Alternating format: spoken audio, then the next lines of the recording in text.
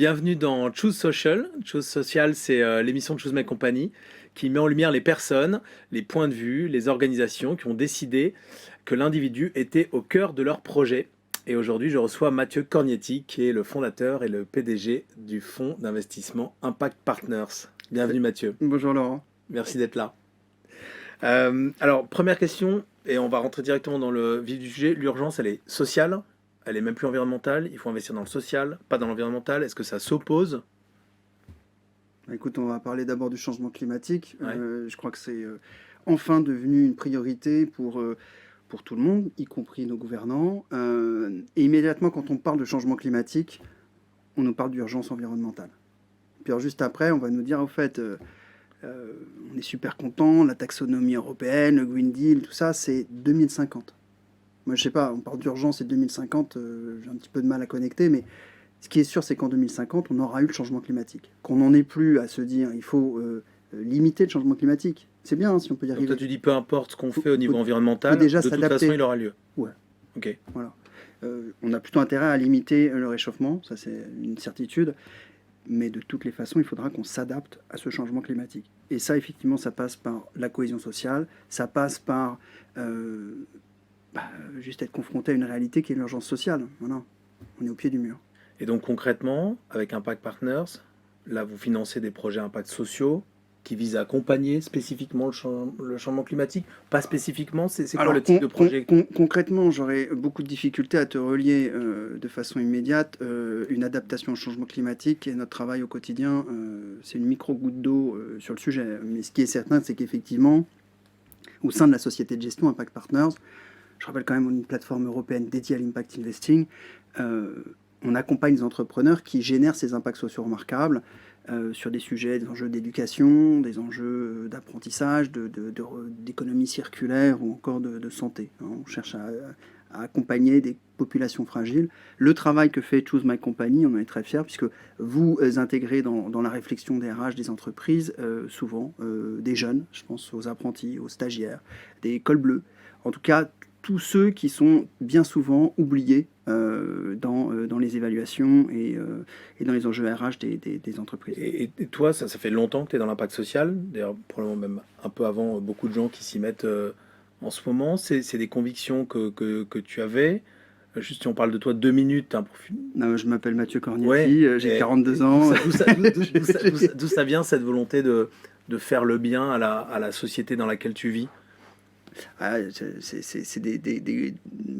tout petit peu plus de modestie quand même. Si tu veux me faire rougir devant la caméra, c'est bien fait. Je pense que d'abord, on est... encore une fois, c'est la volonté de faire quelque chose. Ça, c'est sûr. Ce côté très pragmatique, entrepreneurial, qu'on partage, Laurent, mais aussi avec plein d'autres entrepreneurs. Et puis, certaines valeurs. Voilà, je pense que... en tout cas, pour moi, l'argent n'est pas un benchmark de la réussite. C'est un formidable moyen quand on peut en plus avoir le levier de l'entrepreneuriat. Donc, c'est ça qui me motive. Et voilà. Enfin, Et tu as l'impression, depuis que tu es dans ce domaine, tu as l'impression qu'il y a de plus en plus d'argent via les investisseurs privés, comme toi et moi qui pouvons investir un petit peu d'argent de notre épargne, ou des fonds d'investissement, qui est disponible et qui est orienté vers le social. C'est encore balbutiant. Quelle est la trajectoire? On a une financiarisation de l'économie, ça c'est sûr. Et donc, De l'économie sociale.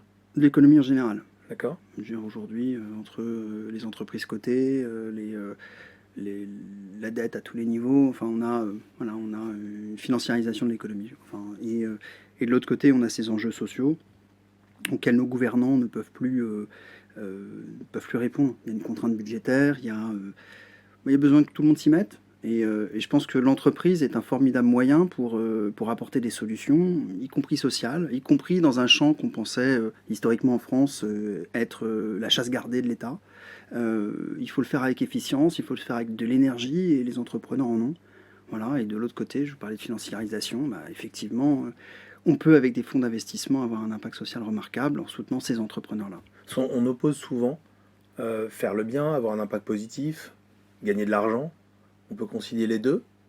C'est absolument évident. Hein. Ouais. Si tu veux, créer de l'emploi dans une entreprise, y compris dans un quartier de la politique de la ville où on a des taux de chômage stratosphériques, ça ne peut être le fait que d'une entreprise rentable. Donc la finance Et une viendrait, entreprise rentable, ça va créer de la valeur pour ses actionnaires. pour une fois, les actionnaires ou la finance viendraient créer de l'emploi plutôt que demander des suppressions de postes. Ça fait- Alors, oh, j'aime bien ces raccourcis-là. J'y suis je me rarement. forme au rarement travail journalistique. Oh, bah, bien sûr, tu montreras ta carte de presse à Ouais. la sortie. Bien sûr. Surtout ne coupez pas cela, s'il vous plaît. Ce qui est sûr, c'est que nous, on va accompagner des projets. Enfin, historiquement, on accompagne des projets de croissance. Historiquement, on a accompagné des entreprises avec l'objet de créer de l'emploi. Maintenant, il se trouve qu'avec la crise du Covid-19 qu'on traverse, on a lancé des programmes, y compris même d'ailleurs un fonds maintenant aujourd'hui d'investissement pour les commerces en difficulté.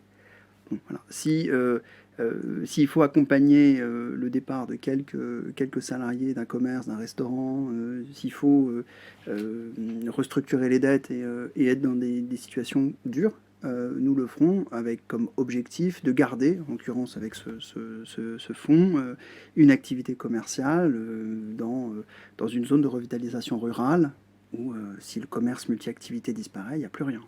Tu me parlais aussi des les créations d'emplois dans les Burger King, dans les quartiers que vous financez. Ouais. C'est de la création d'emplois pure. Comme je te disais, on a peu de tabous. On est porté par nos valeurs et sur le sujet du social, la réduction des inégalités, de l'emploi, des territoires les plus fragiles, il y a des priorités. Et Tout le monde a dû te dire ah, c'est de la junk food horrible. bien sûr, C'est horrible Il y de a- financer ça, c'est des Burger King. La réponse est quoi? Ouais, mais ça crée Alors- des emplois, ça crée de la richesse. C'est, Ouais. le On peut social mettre- va on passer peut- on avant peut- l'environnemental. dans On ce peut cas-là. même être encore plus précis dans les quartiers de la politique de la ville, c'est-à-dire 8% de la population française, particulièrement jeune, 2 fois plus de jeunes dans ces quartiers qu'ailleurs. On a des taux de diabète bien plus élevés, une prévalence du diabète dans ces territoires. Pour plein de raisons, y compris la malbouffe, des sujets aussi génétiques. On a plein de pauvreté, d'accès à la nourriture équilibrée, d'éducation, plein de choses. Premier sujet, il est social. Voilà. C'est qu'on y a les populations les plus pauvres de notre pays et que sur ces territoires les plus riches, c'est l'INSEE qui l'a mis en valeur d'ailleurs, en évidence plutôt, chaque année 12% des habitants les plus riches quittent les quartiers de la politique de la ville et sont remplacés par 12% qui ont des revenus d'habitants qui ont des revenus significativement plus faibles que la médiane du quartier. Donc, je veux dire, voilà, on est sur une poche de pauvreté. Il y a un enjeu d'emploi. Il y a un enjeu d'avoir une activité économique, de banaliser ces quartiers et effectivement avoir des commerces franchisés, y compris de la restauration et de la restauration rapide. Ça fait partie de ce qu'on peut faire. Voilà. Et tu as cité une grande enseigne de burgers. C'est plus de 50 emplois. C'est un pôle d'attractivité pour ce quartier. Ce sont des taxes pour les collectivités locales qui en ont bien besoin. Donc oui, très fier avec nos franchiseurs d'avoir une telle action. Donc de plus en plus. Je vais quand même rappeler sur ce sujet-là. Ouais. Chez Impact Partners, on a aujourd'hui financé et ouvert plus de 150 commerces franchisés, ce qui fait plus de 1500 emplois sur ces quartiers de la politique de la ville. D'accord. En 4 ans. Donc de plus en plus d'argent de la finance en direction de projets à impact sociaux, environnementaux. C'est vachement bien. Comment on évalue cet impact? Il y a du social washing dans tous les sens, du greenwashing, il y a des critères qui servent à rien, il y a des entreprises qui pourraient avoir des super notations ESG, mais qui pour autant ont des mauvaises finalités ou des mauvaises pratiques. Est-ce que ça existe? Comment tu vois je ne sais pas si on peut appeler le marché des critères ESG être actuellement et devenir? Alors, Qui croire? ouais, deux constats. Je dirais le premier, c'est E, S et G. Ce que je vois, c'est qu'on parle beaucoup de S. Non, excuse-moi, beaucoup de E. Oui. Voilà. Ça Beaucoup fait de- plaisir que tu dises qu'on parle beaucoup de S, puisque c'est Non, on parle pas beaucoup de S, justement. mais là, c'est le principe.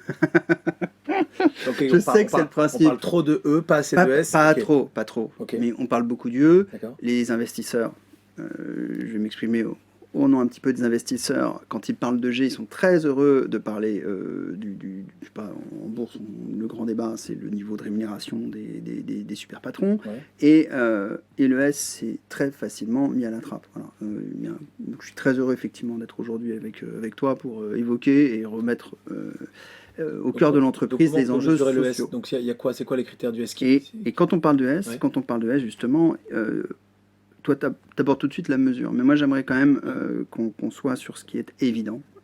Nous, notre action, on est porté par des valeurs. On se dit, quand on investit là-dedans, c'est évident.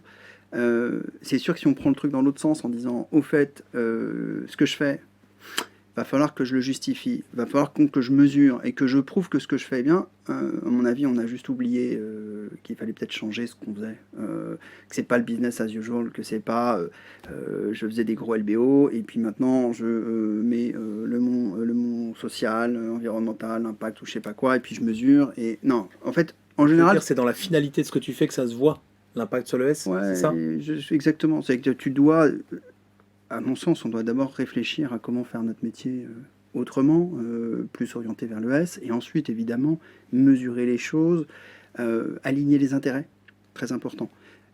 Mais la simple couche de mesure, dans le meilleur des cas, je dirais que ça sert à rien, mais dans le pire des cas, effectivement, ça sent un peu trop l'impact washing, quoi. Parce que tu me disais, les gens qui savent le mieux juger du S, donc de l'impact social d'une entreprise, ça va être les parties prenantes de l'organisation. Ouais.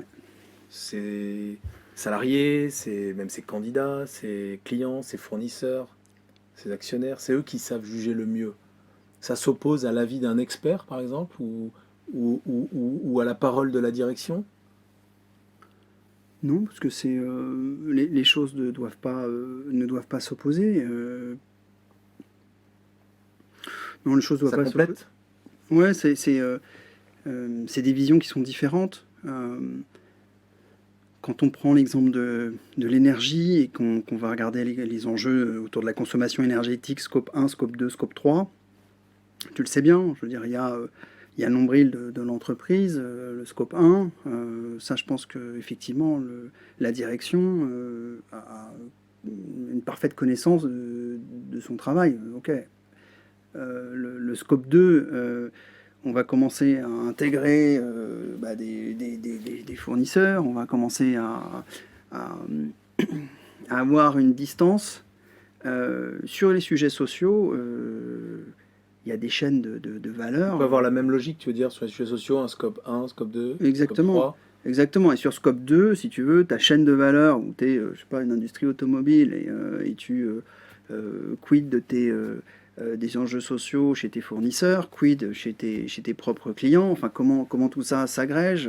Si on regarde ça dans l'alimentation biologique, si on va parler du commerce équitable, enfin on a plein de sujets qui, à mon avis, sont malheureusement, quand on prend le sujet social d'une entreprise, on va s'arrêter sur l'entreprise et on va oublier les relations business. Et puis le dernier sujet, alors encore plus large, j'ai presque envie de parler de l'exemplarité. Puisqu'une entreprise, c'est... il y a un enjeu d'exemplarité. Il y a... exemplarité des comportements, tu veux dire? Des comportements. Des personnes entre elles, ou une exemplarité dans les manières de travailler? Ouais, c'est la responsabilité sociale élargie de l'entreprise. Si tu installes ton entreprise, combien de grands groupes se sont installés en Seine-Saint-Denis? Combien? C'est monstrueux, monstrueux. Pourquoi? Pour des questions de foncier pas cher. Excusez-moi. Tu vas le samedi dans certains quartiers de Seine-Saint-Denis. Alors quand on dit quartier, on pense quartier de la politique de la ville. Non, des quartiers d'affaires. C'est vide, il n'y a rien. Ah oui, il y a des restaurants, mais ils sont tous fermés. Parce qu'en fait, ils ne sont là que pour les salariés de ces grands groupes. Et les grands groupes, ces salariés ils sont rentrés chez eux. Ils sont pas... Et en fait, là, je prends cet exemple très précis. C'est important qu'on ait des grands groupes, des entreprises qui s'installent sur des quartiers plus compliqués, mais c'est aussi important de comprendre qu'en tant qu'entreprise, on a une responsabilité qui ne s'arrête pas c'est ce fameux scope à 2, l'entreprise. On élargit. Là, on est carrément au scope 3. Tu vois, c'est vraiment finalement le rôle d'un dirigeant. Tu gagnes de l'argent, tu es parmi les plus riches de la société. Tu as un devoir d'exemplarité. Bon, le temps tourne, merci beaucoup. Juste pour terminer, en euros, finalement, c'est l'impact d'Impact Partners sur ces sujets sociaux. Alors aujourd'hui, Ça représente quoi? alors, Vos investissements, quoi, je te dirais, finalement. Je sais pas comment tu le j'ai mesures, quelques, bon, la mesure de ce qui nous sommes aujourd'hui. On gère aujourd'hui 350 millions d'euros. On est présent sur 6 pays. On a une quarantaine de professionnels et de collègues très motivés. On a accompagné un peu plus de 200 entrepreneurs à date. On coach chaque année, on accompagne à peu près 1 millier de jeunes, principalement de Seine-Saint-Denis, sur de la recherche de contrats d'apprentissage. On anime des écosystèmes. Euh, et après, c'est j'irai jamais monétiser, valoriser ce qu'est un jeune à qui on a permis d'avoir 3 rendez-vous d'entretien d'embauche pour la première fois de sa vie. J'ai beaucoup de mal avec ça, donc tout ne se traduit pas en euros. L'important, c'est qu'on arrive à un petit peu plus de cohésion, un peu plus de compréhension entre chacun et qu'on soit sur une transition juste. Voilà.